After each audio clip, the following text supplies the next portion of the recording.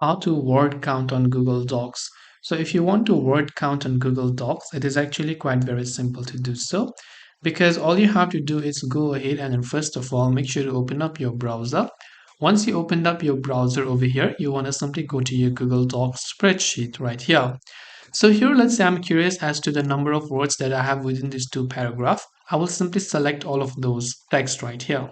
So after this, what I need to do is just go to the option called Tools from the top of the menu on the left hand side. Then there you'll find an option called Word Count. The shortcut for to access that is also Ctrl Shift plus C command. So Ctrl Shift C also you can enable, or you can just click on it.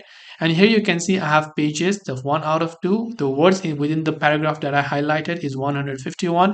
The total words is 318. It's showing that much. And there is a characters. There's characters excluding spaces. You can also display word count while typing if you want to. Go ahead and do that. So whenever you're typing something, you can see on the left hand side the word count will be shown right there. So these are simply some of the ways on how you can go ahead and then enable word count. If you have any questions, feel free to leave them down.